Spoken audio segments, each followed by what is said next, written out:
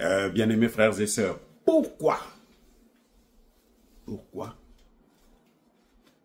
Israël et les États-Unis et l'OTAN, parce que les États, comme vous avez les États-Unis, il y a l'OTAN. Demain, vous allez entendre Emmanuel Macron justifier. Ça, je vous le garantis, hein, demain, vous allez entendre Emmanuel Macron dire que non, c'est une bonne chose d'avoir fait ça. Vous allez entendre l'anglais, vous allez entendre l'allemand, ainsi de suite. Donc, c'est l'OTAN. En fait, l'Iran est en train de combattre l'OTAN, tout comme la Russie est en train de combattre l'OTAN en Ukraine. Vous voyez. Ce que j'aimerais que vous compreniez, c'est que l'Iran a encore des cartes, des cartouches, des jokers. Et oui. Vous savez que les États-Unis n'ont pas pu vaincre les Houthis. Ils ont été obligés de signer, négocier avec les Houthis. Hein. Les États-Unis, Trump a négocié, il a eu un accord avec les Houthis. Cet accord est caduc. C'était, vous savez, c'était sur quoi? Pour la mer Rouge. Le contrôle de la mer Rouge. Le passage sur la mer Rouge. Oui. La traversée de la mer Rouge, là.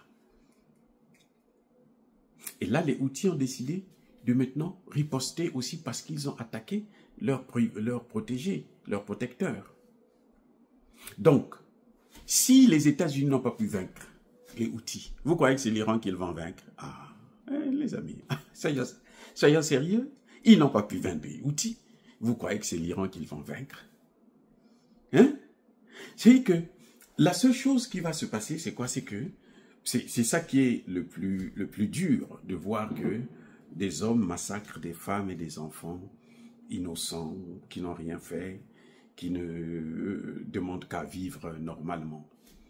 Vous voyez, ce que Donald Trump a fait là, pour moi, c'est juste un coup de pied dans l'eau. C'est-à-dire qu'il ne fait qu'aggraver la situation des États-Unis.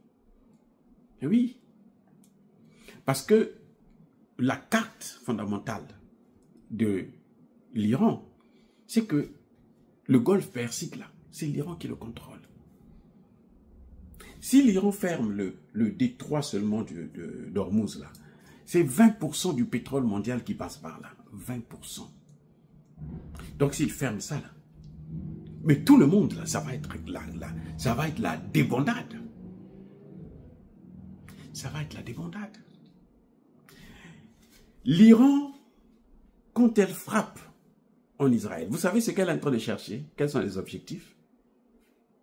L'Iran ne cherche pas à faire comme Donald Trump est en train de faire là, traumatiser tout un peuple, tout un pays, traumatiser le monde entier. Parce qu'on sait que dans le monde, là, ceux qui ont l'arme en question, ce sont les Américains. Et ce sont eux qui ont déjà utilisé ça. Il n'y a aucun autre pays au monde qui a utilisé ça. Le Pakistan vient d'affronter l'Inde. Les deux pays se sont entendus. On n'utilise pas ça. Vous avez compris? Et vous allez me dire que non, mais les États-Unis n'ont pas utilisé ça. Non. Utilisez ça. C'est-à-dire quand vous prenez, vous attaquez, vous envoyez des missiles sur un site nucléaire, c'est comme si vous avez utilisé l'arme en question. Vous comprenez? C'est ça. Ce que Donald Trump a fait là, c'est comme s'il avait fait ce que son prédécesseur avait fait à Nagasaki et Hiroshima. Ce que son ancêtre avait fait à Hiroshima. C'est ça que Donald Trump vient de faire là. Il a répété la même chose. C'est un crime contre l'humanité, c'est un crime de guerre. On peut pas, bon, comme c'est le président américain, on ne peut pas le condamner pour ça, puisque eux, ils ont le droit de neutraliser tout le monde. Mais il faut reconnaître que selon le droit, c'est ça. Le droit là, c'est ça. Et ça, vous pouvez pas changer ça, parce que ça, c'est le droit. L'Iran ne cible pas des civils. L'Iran ne cible pas des hôpitaux. L'Iran cible des objectifs stratégiques. Lesquels? L'Iran veut détruire l'économie israélienne. Les amis, ce que vous voyez là, l'Iran veut détruire l'économie israélienne. Parce que si elle détruit l'économie israélienne, vous savez ce qui va se passer? Les Israéliens vont tout faire pour faire tomber Netanyahou. Ce gouvernement-là va tomber. Il est là pour peu de temps encore. Il va tomber. Parce que les problèmes économiques qui sont en train de venir là en Israël, là, ça ne va pas être petit. Même les Américains ne pourront pas les sauver. Pourquoi je dis ça? Parce qu'ils n'ont plus d'argent. L'Amérique est le pays le plus endetté du monde. 37 000 milliards de dollars. Donald Trump est en train d'ajouter 9 000 milliards. C'est le débat qu'ils ont actuellement au Sénat. 9 000 milliards que Donald Trump, lui, va ajouter cette année. Vous comprenez, non? Il peut beau chasser les immigrés. Il chasse les immigrés, là. Vous savez, à Los Angeles, là, les immigrés, là, ce sont eux qui vont faire les petits boulots, cueillir les raisins, les machins et tout. Et ça, là, eux, ils ne sont pas là. Personne ne fera ça, pas ça là-bas. Donc là-bas aussi, sur le plan économique, là. Le plus grand client américain, c'était la Chine. La Chine est en train de fermer la porte aussi. Vous comprenez? Donald Trump, ce qu'il est en train de faire là, ce n'est pas les vrais problèmes qu'il est en train de résoudre. Nous, on n'a pas voté, on n'a pas élu pour qu'il aille faire des guerres. On l'a élu là pour qu'il règle les vrais problèmes. Ce sont des problèmes économiques. Et les problèmes économiques, on ne les fait pas. On ne les règle pas avec des bombes. Je vous mets à défi. On va se retrouver même dans 3 mois, dans 1 an. Vous allez me dire qu'il est en train d'échouer.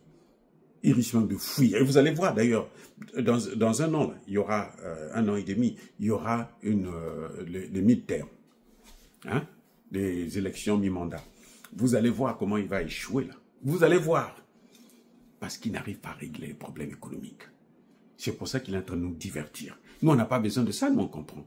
On n'a pas besoin de ça. Nous, ce que nous voulons, c'est régler les problèmes économiques et ce n'est pas les problèmes d'Israël. Israël, c'est un des pays indépendants, souverains. Donc, ils n'ont qu'à régler leurs problèmes. Voilà ce qui est en train de se passer. Et vous voyez, c'est-à-dire que l'Iran touche les cibles économiques et militaires pour affaiblir. Parce que vous ne pouvez pas tenir une guerre si vous n'avez pas l'argent. Il n'y a aucun pays de l'OTAN qui a de l'argent actuellement. Ils sont tous des pauvres. Tous les pays de l'OTAN sont pauvres. Tous les pays de l'OTAN sont hyper endettés. Alors que la Chine n'est pas endettée, la Russie n'est pas endettée, l'Inde n'est pas endettée. Vous comprenez, hein? Est-ce que vous voyez maintenant là où je vais en venir? Donc, même l'Iran n'est pas endetté. Et l'Iran va s'en sortir très rapidement. Vous savez pourquoi? L'Iran va relancer son économie. Les Chinois sont là. Les Chinois vont investir. Ils vont acheter, il suffit d'acheter son pétrole et puis c'est tout. L'argent va couler à flot et puis l'Iran va relancer son économie. Mais Israël va faire comment? Déjà là, je ne vous ai pas dit, pour un seul les dômes de fer là, par jour, c'est près de 100 et quelques, 130 ou 160 millions de dollars par jour. Vous comprenez ça? Et vous pensez qu'ils vont s'en sortir là, avec ces dettes? C'est comme l'Ukraine. Vous pensez qu'ils vont s'en sortir, les amis? Non. Non. Donc, Donald Trump ne fait qu'aggraver la situation des États-Unis. Parce que imaginez que l'Iran bloque le golfe Persique et les Houthis bloquent la mer Rouge. Mais il n'y aura plus de passage du pétrole, c'est fini. Le monde entier sera dans une situation catastrophique, y compris les États-Unis. Ils vont régler ça comment? Alors, ils vont envoyer des bombes pour que les bombes là puissent faire couler le pétrole ici aux États-Unis? Mais non. Et quand le prix du pétrole augmente, qui paye? Qui bénéficie de ça? Mais c'est la Russie. La Russie, c'est qui? C'est un partenaire de l'Iran. Les Russes, là, vont aussi investir. Donc, les Russes, les Chinois vont injecter beaucoup d'argent en Iran pour relancer son économie. Et les États-Unis et Israël, ils vont faire comment? Ils vont aller chercher l'argent en Afrique. Mais l'Afrique, il n'y a rien. Les matières premières, vous allez prendre les matières premières, le temps de transformer ça pour faire de ça des richesses. Ça va vous prendre au moins 1 an, 2 ans. On est en train d'aller vers une très grande récession, les amis. Retenez ce que je suis en train de vous dire. Nous sommes en train d'aller, ici aux États-Unis, vers une très grande récession. Les amis, encore une fois de plus, soyez bénis.